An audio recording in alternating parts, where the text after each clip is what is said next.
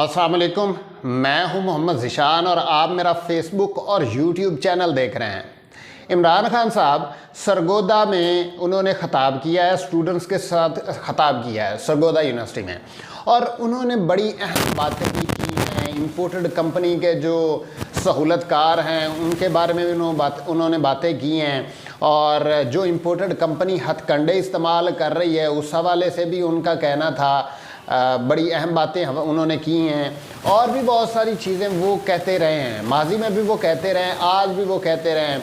Cipher के हवाले से उनका बयानिया मजबूत होता जा रहा है, और साइफ़र जो इम्पोर्टेड कंपनी आई थी, हम पे मुसल्लत हुई थी, उस हवाले से भी इमरान खान जो है अपने बयानिए पे कायम हैं। और हर तबका, जो पाकिस्तान का हर तबका है, उसको वो लेके साथ चलना चाहते हैं। वो चाहते हैं कि जो इन लोगों ने पाकिस्तान के साथ किया है वो रहती दुनिया तक याद रखा जाए इन लोगों ने, और इनको सियासत में दोबारा ना आने दिया जाए। वो पाकिस्तानियों को मोटिवेट कर रहे हैं। वो चाहते हैं कि हमारा जो नौजवान तबका है वो इन चीज़ों को समझे। इन चीज़ों के बारे में उनको पता होना चाहिए कि इन लोगों ने पिछले 35-40 साल से किस तरह से पाकिस्तान को लूटा है, किस तरह से पाकिस्तान को ये बर्बाद कर दिया है। इन दो ख़ानदानों ने, जरदारी ख़ानदान या भुट्टो ख़ानदान और नवाज़ शरीफ का ख़ानदान या शरीफ ख़ानदान, इन्होंने जिस तरह से पाकिस्तान को लूटा है, और उनके साथ कुछ मिल गए उनके इत्तेहादी और कुछ मिल गए उनके हैंडलर्स। हमेशा से ये एस्टेब्लिशमेंट के साथ मिलकर खेलते रहे हैं। अब उन्होंने बड़ी अहम बातें की हैं। उन्होंने एक तो जो गवर्नर सिंध हैं उनके बारे में बयान दिया। उन्होंने कहा कि आप मौला जट को देख लें और गवर्नर सिंध को देख लें, कोई फ़र्क नहीं पड़ेगा, कोई फ़र्क नज़र नहीं आएगा। ये स्टूडेंट्स के साथ तकरीब थी, तो ये उन्होंने बात की है। वाकई अगर उनकी पुरानी तस्वीरें देखी जाए ना, तो बिल्कुल वो वैसे ही लगते हैं, मौला जट जैसे, और इतनी मूछें वाले और अजीब से। तो उसको गवर्नर लगा दिया, ना उसकी क्वालिफ़िकेशन का पता, क्योंकि गवर्नर तो पूरे पंजाब या जिस सूबे का वो गवर्नर होता है उसकी सारी यूनिवर्सिटीज़ का वो वाइस चांसलर, वो चांसलर होता है, और सारी यूनिवर्सिटीज़ जो हैं उनके अंडर आती हैं। तो उसकी क्वालिफ़िकेशन का किसी को कुछ नहीं पता। दूसरी तरफ आप आ जाएं, पाकिस्तान का वज़ीर सेहत, वो ख़ुद शायद 12वीं पास भी नहीं है, कादर पटेल, उसको सेहत का वज़ीर बनाया हुआ है। भाई ये क्या पाकिस्तान के साथ आप लोग मजाक कर रहे हैं। अब आप दूसरी तरफ देखें कि इमरान खान के बनी गाला के दरवाजे पे सारे इंपोर्टेड कंठे हुए पड़े हैं। वो चाहते हैं कि किसी तरह कुछ फेस सेविंग मिल जाए उनको। इन्होंने कहा है कि हम इलेक्शन की डेट अनाउंस कर देते हैं, और उसके बदले में ना तो कोई करप्शन का केस बने, ना वो जो नैब के कवानीन आए हैं वो रिवर्स हों, ना ही किसी किस्म का कोई बयानिया और बनाने की कोशिश की जाए, ना ही ये कहा जाए या ये आइंदा फ्यूचर में, मुस्तकबिल में ये कहा जाए कि जो इन्होंने पाकिस्तानियों ने जो इमरान खान ने पाकिस्तानियों के बयानिया दिया है कि साइफ़र पे किसी किस्म की कोई बात ना की जाए फ्यूचर में। अब इन सारी चीज़ों को इमरान खान जो है वो नहीं मान रहे। वो चाहते हैं मैं ये सारी चीज़ें करूँगा, मैं एहतसाब भी करूँगा। दूसरी तरफ आप आ जाएं कि बनी गाला के दरवाज़े पे ये भी एक रिक्वेस्ट लेके, या ये भी चीज़ लेके जाया गया है कि जो है बनी गाला के दरवाज़े पे ये भी कहा गया है कि आप नवाज़ शरीफ को वापस लाने में जो है आपको कोई एतराज़ नहीं होना चाहिए। तो इमरान खान इस बारे में उनका कोई वो नहीं करना चाह रहे, रेजिस्टेंस नहीं दिखाना चाह रहे। सॉरी, रेजिस्टेंस तो नहीं, वो एक और वर्ड इस बारे में यूज़ होता है, वो नहीं करना चाह रहे। और वो हमेशा वो कहते हैं कि लीनियंसी शो नहीं करवाना चाहते, और वो इस बारे में कोई सॉफ्ट कॉर्नर नहीं रखते कि आप पाकिस्तान के जो ऐसा करप्ट तरीन इंसान जो हमेशा से पाकिस्तान को धोखा दे के बाहर और पाकिस्तानियों को धोखा दे के बाहर चला जाता है, उस बारे में आप कोई बयानियाँ नहीं बनाएंगे। अब आप देखें कि इन्होंने ये सिर्फ ये मांगा है कि इलेक्शन की डेट भी अनाउंस कर देते हैं, लेकिन ना साइफर पे बात हो, ना नवाज शरीफ के वापस आने पे बात हो, ना इंपोर्टेड कंपनी के हैंडलर्स और सहूलतकारों पे कोई बात की जाए, और ना ही इंपोर्टेड कंपनी पे कोई बात की जाए, ना नैब कवानीन के बारे में बात की जाए, और ना ही जो करप्ट केसेस हैं इनके वो दोबारा बनाए जाएं। लेकिन इमरान खान जो है इस बारे में उनका मौक़िफ़ ये है कि वो केसेस भी बनेंगे, वो पाकिस्तानियों के टैक्स का पैसा चोरी किया हुआ है और वो आप लोग बाहर ले गए, बाहर जाके आपने अपने महल्लात बना लिए हैं और वहाँ पे जाके आपने अपने पैसा चोरी करके बाहर ले गए। आप देखें कि 2015-16 से ये चल रहे हैं, 6 सालों में इन्होंने अपना पैसा सारा वाइट कर लिया। मरियम नवाज़ बरी हो गई, बहुत जल्द नवाज शरीफ बरी हो जाएंगे, शहबाज शरीफ बरी हो गए। तो ये सिर्फ पाकिस्तान के पे क्या हुक्मरानी करने आते हैं? इनके बच्चे बाहर, इनकी जायदादें बाहर, इनकी शादियां बाहर, इनकी फौतगियां बाहर, सिर्फ यहाँ पे इनको एक कब्र नसीब होती है और दूसरा ये पाकिस्तान पे हुक्मरानी करने आते हैं। बाकी सारी चीज़ें इनकी बाहर हैं, जायदादें भी इनकी बाहर हैं। यहाँ ये जो जायदादें हैं ये तो सिर्फ वो कोई वीकेंड पे आने के लिए या कभी कभार यहाँ पे रहने के लिए इन्होंने रखी हुई हैं, वरना अगर यहाँ पे इन्होंने ना रहना हो या हुकूमत ना करनी हो तो ये बाहर ये भी ले जाएं। अब ये सारी सूरत हाल है पाकिस्तान में। दूसरी तरफ आप एक और चीज़ देखें, एक और चीज़ ये हुई है कि पंजाब हुकूमत ने कहा है कि हम गंदम लेना चाहते हैं, पंजाब में गंदम ख़त्म हो रही है। तो उन्होंने कहा है कि परवेज़ इलाही साहब ने कहा है कि आप हमें इजाज़त, वफाक हमें इजाज़त दे दे तो हम ख़ुद से मंगवा लेते हैं। लेकिन इंपोर्टेड कंपनी के जो सरखैल हैं शहबाज शरीफ, उन्होंने कहा है नहीं, ये इजाज़त नहीं दी जा सकती। अब आप देखें कि पहले इन्होंने किस तरह से पाकिस्तानियों पे इतना बड़ा जुल्म किया, अब ये पाकिस्तानियों को भूख से मारना चाहते हैं।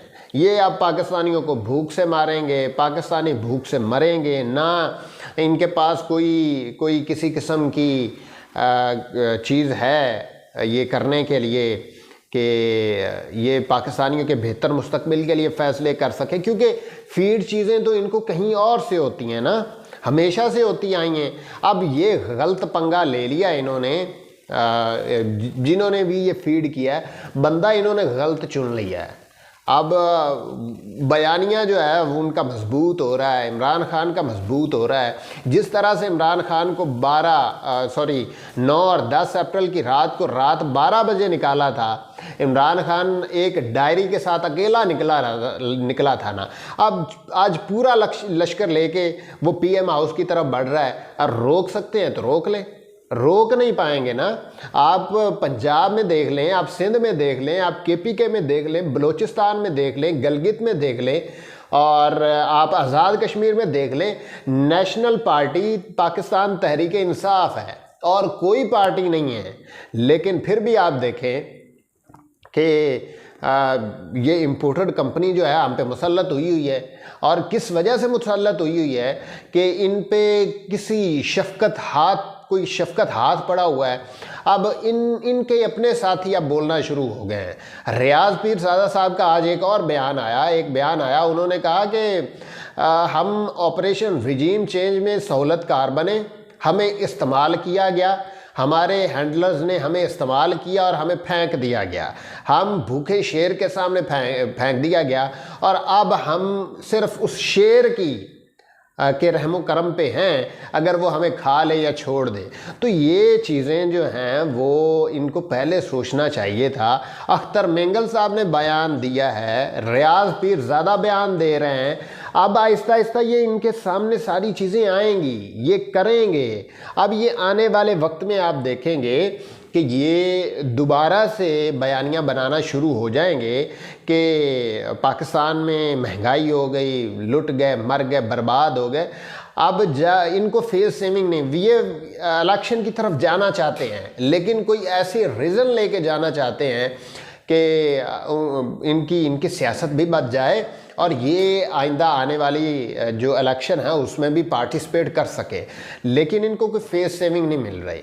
ये हमेशा से इमरान खान को ये कहते रहे कि आप लॉन्ग मार्च की कॉल दें, लॉन्ग मार्च की कॉल दें, उसके सामने उसके बिहाइंड द सीन भी एक बड़ी प्लानिंग है इनकी। ये चाहते हैं कि इमरान खान लॉन्ग मार्च लेके इस्लामाबाद में आएँ और वहाँ पे अनार्की पैदा हो, वहाँ पे फायरिंग हो, वहाँ पे इनका सामना हो इदारों के साथ, और वहाँ पे फिर गोलियां चलें आपस में और मॉडल टाउन जैसी सूरत हाल पैदा हो। लेकिन इमरान खान एक ज़ीरक इंसान है, इमरान खान समझ चुके हैं कि इनकी प्लानिंग क्या है, ये मारना चाहते हैं। ये हो सकता है इमरान खान पे हमले, वहाँ पे भी हमला करने की कोशिश करें और वहाँ पे भी ये इमरान खान के लिए कोई मसाइल पैदा करें। अब आप देखिए, अगर पंजाब में एक काफ़िला आता है और सिंध से एक काफ़िला आता है और दूसरा KPK से एक काफ़िला आता है, मतलब चारों तरफ से एक काफ़िला आ जाता है, तो ये तो इम्पोर्टेड किसी एक घंटा नहीं तक सकेगी, एक घंटे के लिए नहीं रह सकेगी। लेकिन इमरान खान चाहते हैं कि मुल्क में अनार्की ना फैले। पहले ही पाकिस्तान मईशत का बुरी मईशत का शिकार है। कोई पाकिस्तान के साथ डील करने को तैयार नहीं है। पाकिस्तान में कोई बेहतर मुस्तकबिल के लिए कोई फ़ैसले बेहतर करने होंगे, तो ये चाहते हैं कि हमेशा से ही किसी भी जमात के साथ अगर ये काम करना चाहते हैं तो अपने मफादात के लिए काम करें। अब हैंडलर्स जो हैं वो भी आप देख लें, वो भी यहाँ पे जलील हो रहे हैं। जितना नुकसान, मैं ये अपनी बात नहीं कर रहा, ट्विटर पे बात हो रही थी, अभी थोड़ी देर पहले मैं बात कर रहा था, ट्विटर पे बात हो रही थी कि जितना नुकसान हैंडलर्स ने पहुंचाया है ना इस वक्त पाकिस्तान को इन 2-3 माह के अंदर, 6 माह, 7 माह, 8 माह के अंदर, उतना तो किसी ने नहीं पहुंचाया, कभी नहीं हुआ। 1999 में परवेज़ मुशर्रफ ने कू किया था, तब भी पाकिस्तान को इतना नुकसान नहीं हुआ था और पाकिस्तान की जो मईशत थी वो मजबूत थी, बहरहाल मजबूत थी। डॉलर जो है वो इतना नहीं बढ़ा था जितना कि अब बढ़ा। अब इसहाक डार साहब जो हैं वो दुनिया फिर रहे हैं और चाह रहे हैं कि कहीं से उन्हें कुछ टका मिल जाए, लेकिन नहीं मिल रहा। क्यों नहीं मिल रहा? क्योंकि मसला ये है कि कोई पाकिस्तानियों पे एतबार नहीं कर रहा। उनको ये भी पता है कि ये कुछ दिन की मेहमान है हुकूमत, और अगर ये आज हमसे पैसे लेंगे तो हमें गारंटी कौन करेगा। अब आइंदा आने वाले वक्त में आप देखेंगे कि पाकिस्तान के मोटरवेज दोबारा गिरवी रखे जाएंगे, पाकिस्तान के इदारे गिरवी रखे जाएंगे, पाकिस्तान की PIA, स्टील मिल, ये सारी चीज़ें जो हैं दोबारा से गिरवी रखी जाएंगी और फिर वही कुत्ती चीका, फिर वही सारी चीज़ें होंगी। अब माजी में जितना पाकिस्तान, अब हमारे साथ बांग्लादेश हमारे बहुत बाद में आज़ाद हुआ था, लेकिन वो तरक्की कर कर के कहाँ पहुँच गए। हमारे सारे ऑर्डर्स वो लेना शुरू हो गए थे तब 1971 के बाद से। जब इमरान खान की हुकूमत आई 2018 में तो कोरोना आ गया। कोरोना की वजह से पाकिस्तान की मईशत मुश्किलात का शिकार हुई, लेकिन इमरान खान की पॉलिसीज़ की वजह से दुनिया ऑर्डर्स दे रही थी, टेक्सटाइल बढ़ गई थी। टेक्सटाइल, मेरे कुछ दोस्त टेक्सटाइल में काम करते हैं, वो कहते हैं कि हमारी मशीनें थोड़ी थी, ऑफिसेज हमारे बड़े थे, तो मालिकों ने कहा कि ऑफिसेज ढाओ, ऑफिस ख़त्म करो, यहाँ पे भी मशीनें लगाओ, ऑर्डर पूरा करो। ऑर्डर नहीं पूरा हो रहा था, तो उस वक्त मईशत बेहतरीन समत में जा रही थी, 6.6 पे ग्रोथ चल रही थी। तो इन्होंने आके यहाँ पे पाकिस्तान पे कू करके, कू तो खैर क्या, मैं अब गालियाँ आती हैं यार इनके लिए, मुझे गालियाँ आती हैं। तज्जिया जो है, मैं बिल्कुल एक तरफ खड़ा हूँ, मैं इमरान खान के साथ खड़ा हूँ। मैं एक तरफ की बात करता हूँ, मैं दूसरी तरफ की बात ही नहीं करता, क्योंकि मुझे पता है कि मैं ठीक खड़ा हूँ और वो बंदा ठीक है जिसके लिए मैं बोल रहा हूँ। तो पाकिस्तान के बेहतर मुस्तकबिल के लिए आप देखें, आप करें ना, इलेक्शन की डेट अनाउंस करें, लग पता जाएगा, दूध का दूध पानी का पानी हो जाएगा। आपने पिछले ज़मीनी इलेक्शंस में देख लिया, जनरल इलेक्शन की तरफ जाएं, पाकिस्तान को बेहतर मुस्तकबिल दें और ये अनार्की की जो सूरत हाल है इससे तो हमारी जान छुड़ाए ना। ये रोज़ क्या हमें ब्रेकिंग न्यूज़ मिलना शुरू हो जाती हैं, हेडलाइंस शुरू हो जाती हैं, महंगाई हो गई, पेट्रोल की प्राइसेस बढ़ गई और भी बहुत सारा कुछ हो गया। अब आप देखें कि अगर इमरान खान उस वक्त गंदम और तेल ले लेता रूस से, तो पाकिस्तान में इस वक्त जो 240 रुपये 50 रुपये हम पेट्रोल ख़रीद रहे थे, या अब हम 235 रुपये ख़रीद रहे हैं, 225 रुपये ख़रीद रहे हैं, वो हमें 180 रुपये मिलना था। हद मैं कह रहा हूँ, हद। आप सब कुछ लेवी भी अगर मिला लें उसमें, लेकिन अगर इमरान खान, क्योंकि इमरान खान के दौर में लेवी नहीं थी, 1% भी लेवी नहीं थी, 0 लेवी थी। और अगर इमरान खान को 2-4 रुपये 5 रुपये 10 रुपये 20 रुपये लेवी ले भी लेते, तो 170-80 रुपये से ज़्यादा हमारा पेट्रोल नहीं होना था। और गंदम हमारे पास वाफर मिकदार में होनी थी, लेकिन इन्होंने पाकिस्तान के साथ बड़ा जुल्म किया है और इसका हिसाब जो है आइंदा आने वाले वक्त में लिया भी जाएगा और अल्लाह पाक भी इनसे हिसाब लेंगे। तो देखते जाएं कि मामलात किस तरफ जाते हैं। इमरान खान कब इस तहरीक में कामयाब होता है।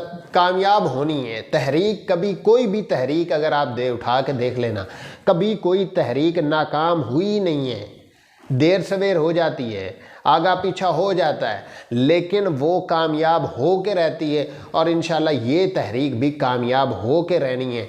और हम देखेंगे आज़ाद तुझे।